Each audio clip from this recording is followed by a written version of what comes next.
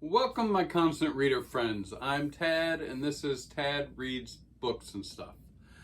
All right, so this episode we are continuing our MARVEL-ous Team-up.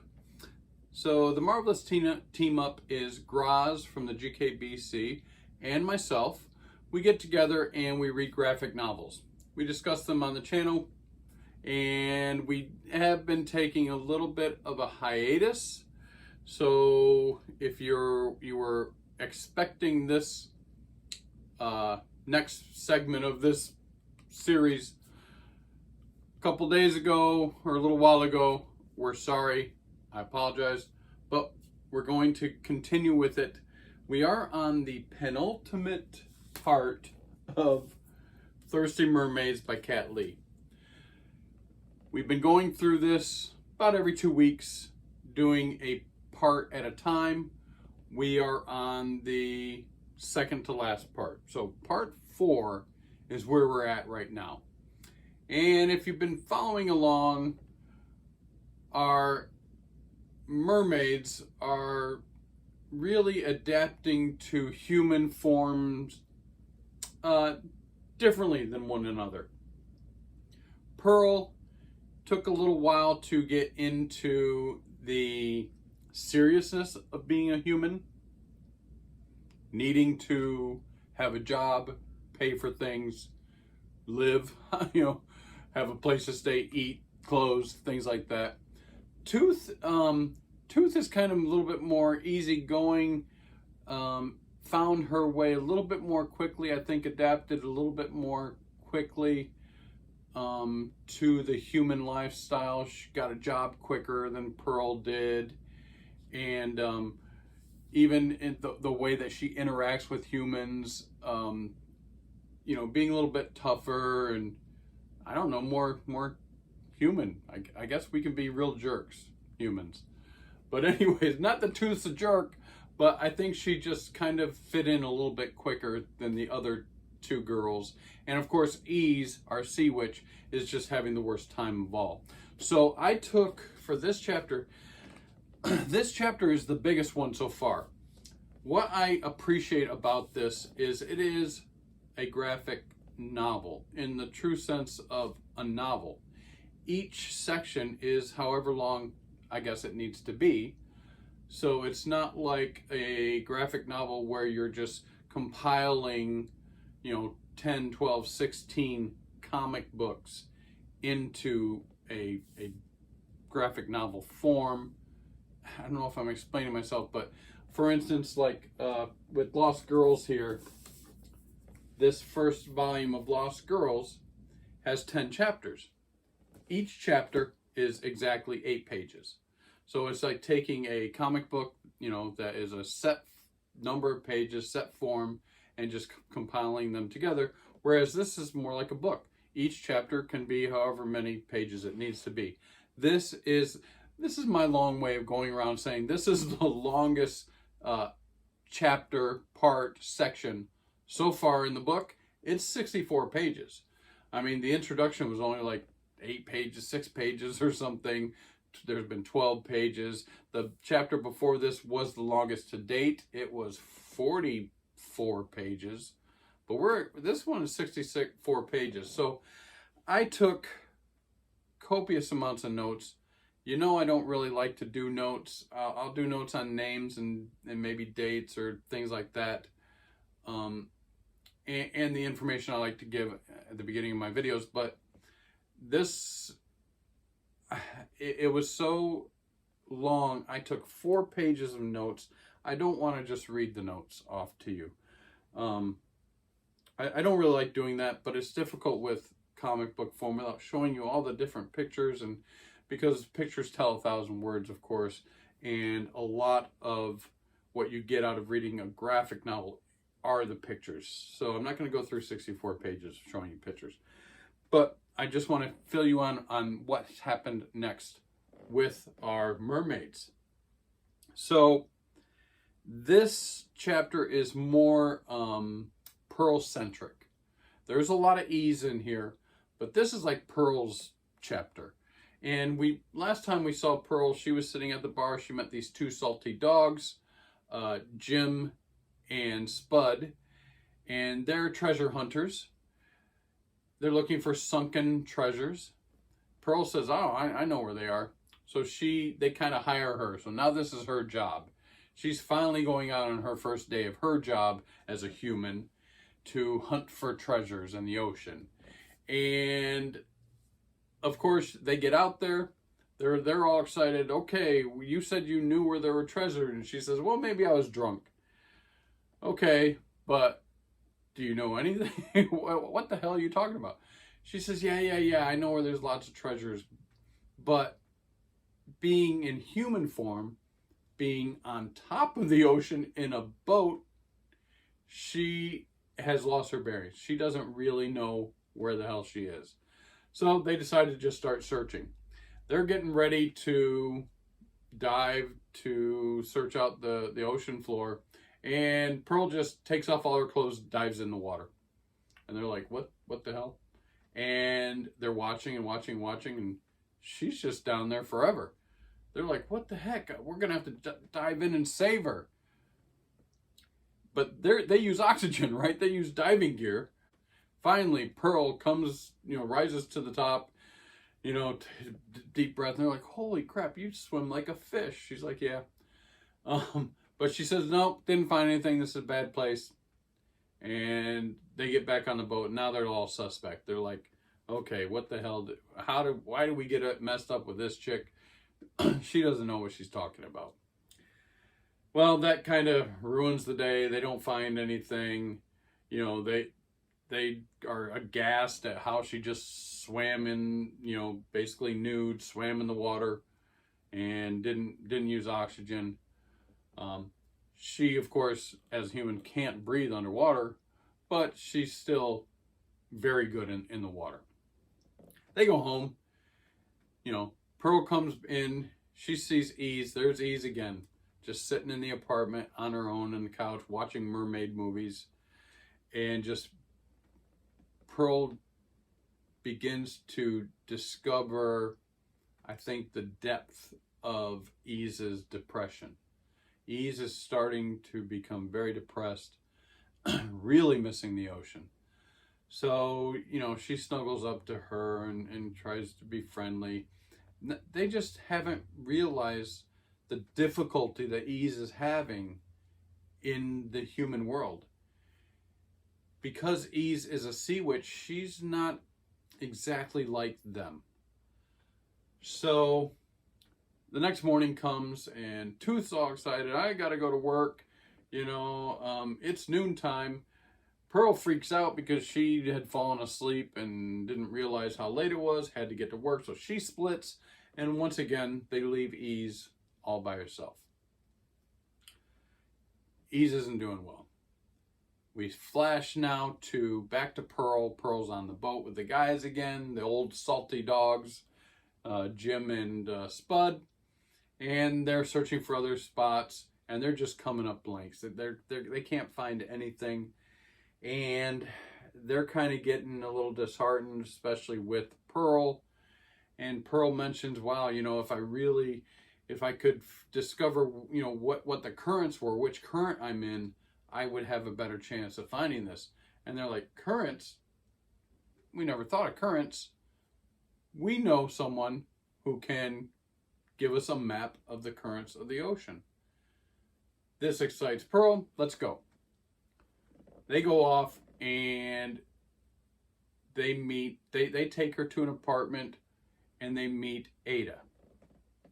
Ada, turns out, is the non-binary partner of Angel, who of course is Vivi's sister. So now we got a new character. We meet Ada. Ada is a scientist who studies plankton, and through that has done a lot of discovery about the currents and in the ocean, how they move plankton around and how that affects the food sources for other marine mammals, and has this whole map of currents. This is like a revelation to Pearl, and she's all excited now, tells the guys, yep, we can do this. And we switch. Now we switch back to Ease. Now Ease again is having a horrible time. Ease is like homesick, but she's ocean sick. She really, because she is a little bit different, really needs the ocean. Because she's magicful, she needs the ocean. That's where she learned her magic. That's where she has her magic in human form. She just doesn't have magic. Vivi comes home and starts talking to Ease and starts to discover a little bit more information about these mermaids, and realizes, well, finds out from Ease that Ease is a sea witch. She was taught her magic, was taken in by the aunties, who are not really mermaids. They're a little bit different creatures, but they are the ones who took Ease in when she was young and taught her how to do magic and become a sea witch. Well, mermaids, we find out from Ease, are very social. They live in pods, protect each other, but they are kind of discriminate against sea witches. Sea witches aren't part of the mermaid pods. Sea witches are more loners, more ostracized, more out on their own. They only, use sea witches when they need them, kind of thing. And most mermaids do not like them, do not associate with them on a social level.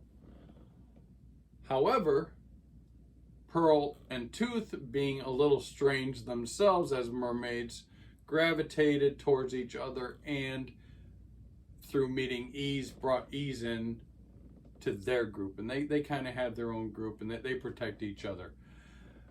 So Ease describes all this to Vivi, and she describes, I guess, her trepidation and depression.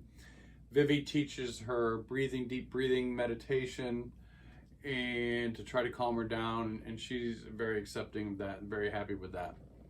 All right, so now we go to back out into the water with Pearl. They're all excited now. They've got this map for currents. They're going to go to an area where Pearl feels for sure she can find some treasure. They go out there, but one of the things that happened while they were visiting Ada was Angel was there, and Angel takes aside Jim and Spud and kind of tells them, you better watch out about Pearl. She's a little crazy. They don't say this, but I can picture it. She's a little crazy. She thinks she's a mermaid. So watch out for her. So they're out there now, and Spud and Jim start having a little argument about Pearl. They confront her. We hear, you think you're a mermaid. Pearl kind of rolls her eyes. So what? Big deal. They start arguing. Pearl says, screw you. She dives in to go look for the treasure. But she has been studying how to use the oxygen tanks and the diving gear. So she's going to attempt it. She's got the tank on her back. She dives in. Screw them. Well, they finally realize that she's gone and she's down there swimming, but they don't know where she is. They go looking. So Jim goes diving, looking for her. He can't find her. She had not being, familiar with having big tank on her back and things like that. Tried to go through a little cave area, got stuck. So she's now she wasn't doing good. So she just takes off the stuff, takes off the diving gear. Jim is panicking. He does eventually find her. When he finds her, she's like drowned. She's like just floating, and in the water. And he grabs her, brings her back to the ocean, to the boat. They kind of revive her. She's not dead, but it was a big scare. Jim and Spud are kind of nervous, and they embrace and kiss. We find out that they're lovers. And while they're doing that, Pearl just reaches down into her wetsuit, pulls out a jug, an old jug from a wreck, and dumps its contents on the boat. Lo and behold, it's full of gold doubloons. They're rich, they found treasure, excited, going crazy, partying, finally. So then we go back to Ease. Ease is alone again. Ease decides she's going to take a bunch of salt and pour it in the bathtub so she can have some salt water. She goes into the tub and does this meditation, deep breathing meditation in the water. And she kind of has an out-of-body experience. We see some of the history of her meeting Pearl and Tooth and becoming their own pod. And that's kind of cool. But then we flash to Pearl and Tooth and Vivi now are partying on the beach with a nice bonfire. And they're partying because they've finally found their riches. And they're all excited. And then they realize, oh crap, where's Ease? She's not a part of us. They start talking about Ease and how they've realized how depressed she is and how she needs them. They were a pod in the ocean, but now they're kind of not. So they need to go back. They rush back home.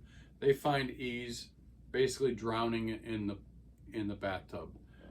Pearl grabs her, then Tooth grabs her, and they bring her out. And she's not, she's not dead or anything, but Pearl gets all mad. She starts screaming and yelling, thinking that she was trying to kill herself. Then Ease, of course, retaliates. She's all pissed off and saying, you guys don't care about me kind of thing, blah, blah, blah. And I need this ocean. I need the water to bring my magic back and all this. It's a touching moment. They finally all come together and decide, oh, we're sorry, we've been neglecting you. And it's pretty touchy. It's pretty cool. We're learning a lot more about the inner dynamics of these three as kind of their own pod, and how important that is to the mermaid life. Then we quickly flash to Ada, back to Ada, and Ada is looking at her computers and she's seeing this weird, strange activity in the ocean that shouldn't be happening. And that's where the chapter closes. We have one chapter left. It's called The Wave. So this much must be the anomaly that she's seeing, some type of strange wave or typhoon. Who knows what it is? I haven't read it yet, but that will be the last chapter, and we'll finally be done with the Thirsty Mermaids. This was a really good chapter. Learned a lot. For me, it was better. It wasn't as disjointed as some of the other chapters have been for me, but it does set up the ending, the last part, the end part, they call it, The Wave. Hopefully I'll get this video out, and hopefully Groz is going to get his out. He said he's back, and we'll get his video out too. Please check his video out. I will link his channel, of course, in the description. But only one more left, and we'll be done with Thirsty Mermaids. I hope I didn't totally confuse you with this long, rambling video, but I wanted to get it out for you and just show you how much fun we're having with this graphic novel. All right, Thirsty Mermaids by Kat Leyh. If you find any entertaining value in my videos, please like, subscribe, leave me comments, and until next time, peace out.